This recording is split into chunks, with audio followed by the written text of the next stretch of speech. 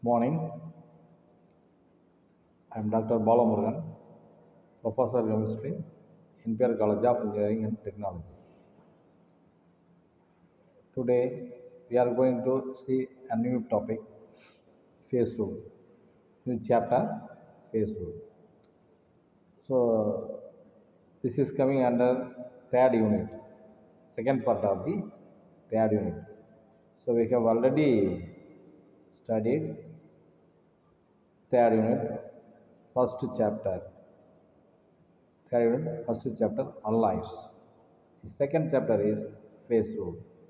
So phase rule is something related with allies. So on the basis of allies, here we are going to see some metallurgical process. Okay. So introduction of phase rule. So before going to definition for phase rule, so let me discuss some of the basic aspects of chemistry. Basic aspects of chemistry. So generally, chemical reaction is classified into two types. Chemical reaction is classified into two types. So irreversible reaction and reversible reaction. Irreversible reaction and reversible reaction.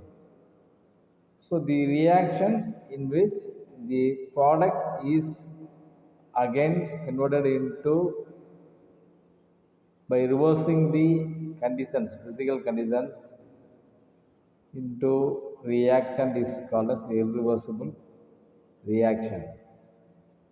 At the same time, the same can be done in reversible reaction. So for example, for irreversible reaction is acid treatment or zinc. So on the exposure of sulfuric acid, zinc metal is converted into zinc sulfate and there is a liberation of hydrogen gas. So hydrogen gas is liberated from the sulfuric acid. It is irreversible reaction.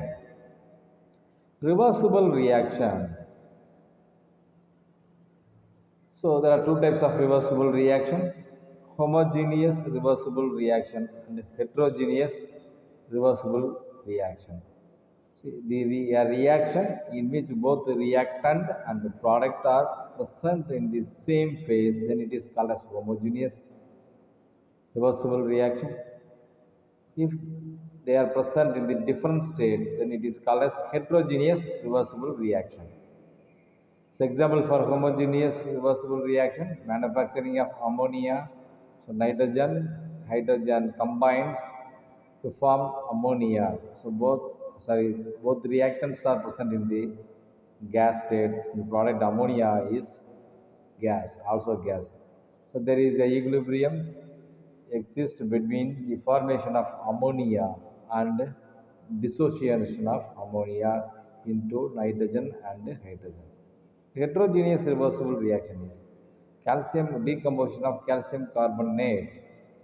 So calcium carbonate on heating it decomposed into calcium oxide and carbon dioxide, where calcium carbonate, calcium oxide are solid substances, where carbon dioxide is gas.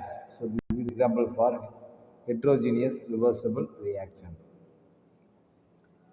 Okay, phase rule. The reversible reactions are represented by two arrows, half-headed arrow marks in opposite direction.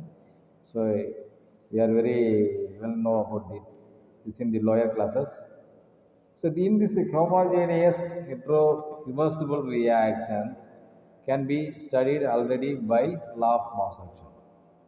So in physical chemistry, the law of mass action is used to study the homogeneous reversible reaction. But the heterogeneous system, a different method is introduced by Willard Gibbs in 1874. So that this rule is called as phase rule. So we see the definition for phase rule. If equilibrium between any two number of phases, which is influenced by gravity or electrical or magnetic force, influenced by a pressure, temperature and concentration. So influenced by only pressure, temperature and concentration.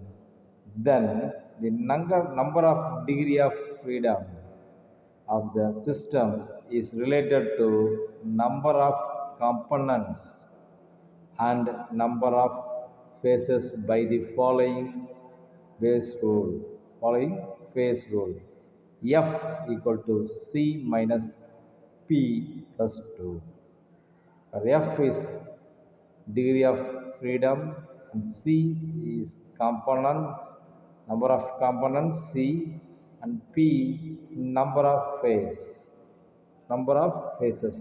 So this is a relationship given by Willard Gibbs for the study of heterogeneous reversible system. Degree of freedom equal to F equal to C minus P plus 2 plus 2. So let me see one by one explanation or the meaning of the terms. First term phase P, it is represented as P. So phase is nothing but it is defined as any homogeneous, physically distinct and mechanically separable portion of a system which is separated from other parts of the system by definite boundaries is called as phase. Once again, any homogeneous, physically distinct.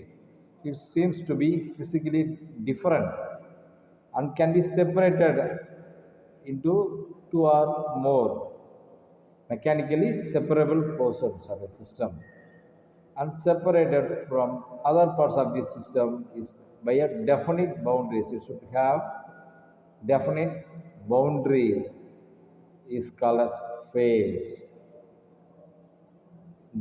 For example, gaseous phase, all gases are completely miscible each other. So all gases are miscible with everyone. So there is no boundary between one gas to another gas, or no boundary between one gas to another gas.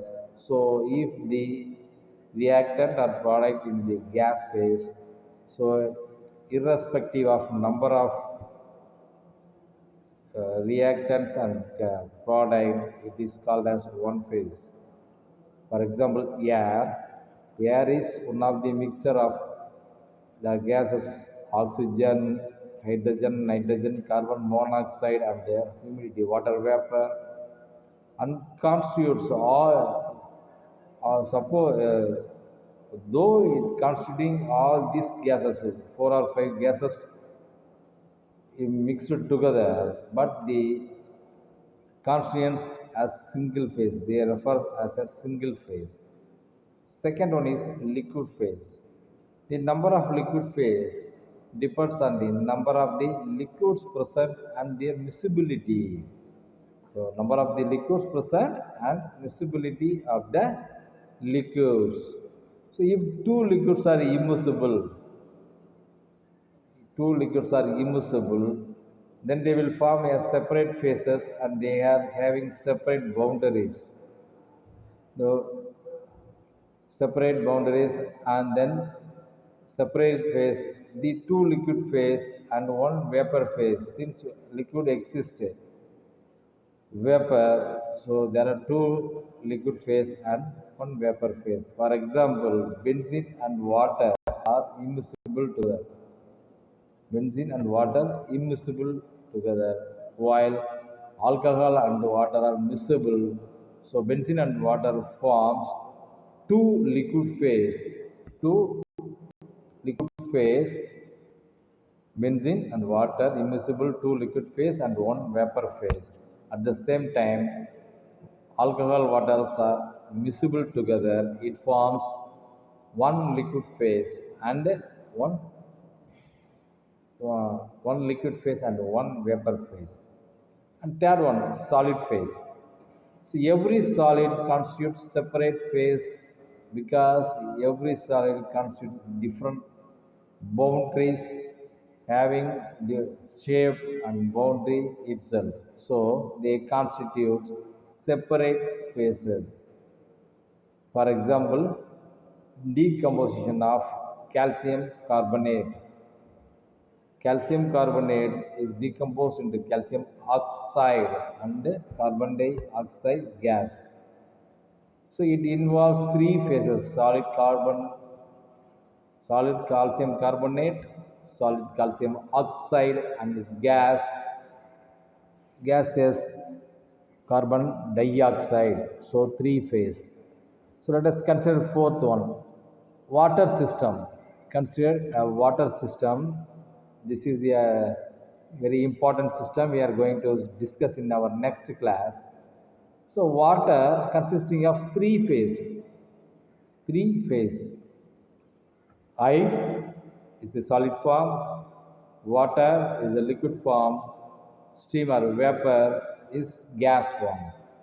So each of the phase are physically distinct, homogeneous, and there are definite boundaries between phases. So this forms three phases. Suppose that we take example, if we are putting an ice cube on water, then what will happen? So when we are placing or putting an ice cube on water, then what will happen? So the ice cube is floating on the surface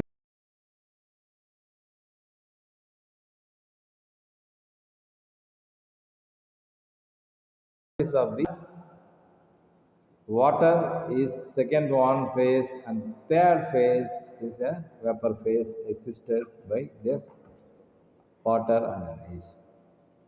Okay, so water consisting three phases and so on. And the other example for, let me see one more example, rhombic sulfur and monoclinic sulfur, they form two phases. And consider the following heterogeneous reaction system. Copper sulfate, which is a solid, says on hydrolysis H2O dissolution, then what will happen? Copper sulfate plus water. Number of phases are 3, number of components 2, number of components 2. So number of phases, solid phase, liquid phase, and one another vapor phase. So 3. And number of components are 2. So let me go to component. Second term is component. So component is defined as smallest number of independently variable constituent. Smallest number of independently variable constituent by means of which the composition of each phase can be expressed in the form of chemical equation. So smallest number of independent variable constituents by means of which the composition of each phase can be expressed in terms of a chemical equation. In terms of a chemical equation. Okay. Example,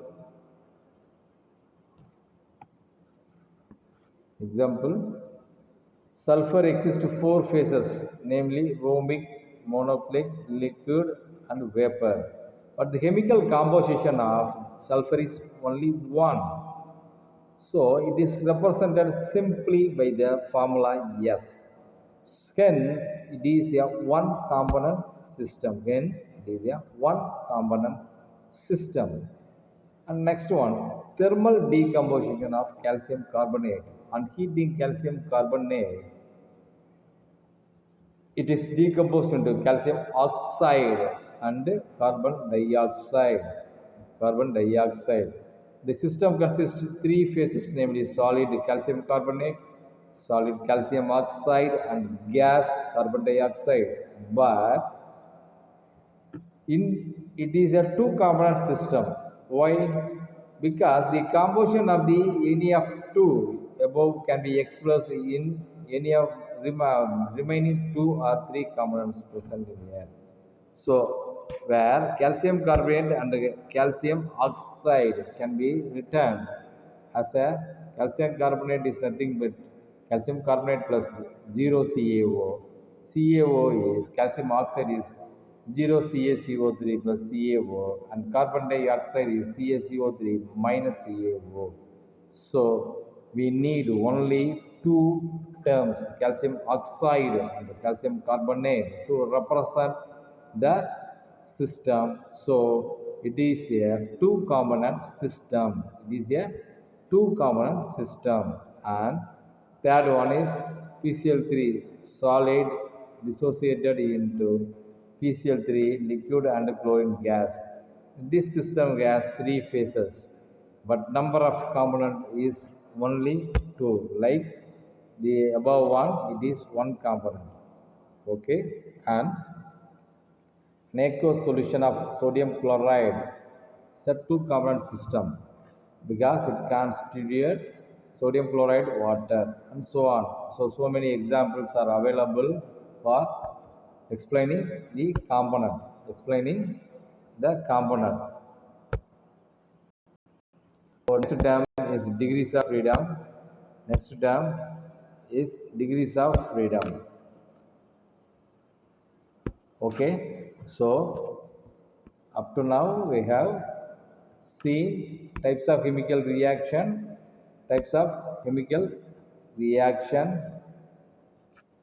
and homogeneous reaction with reversible reaction, homogeneous reversible reaction, heterogeneous reversible reaction.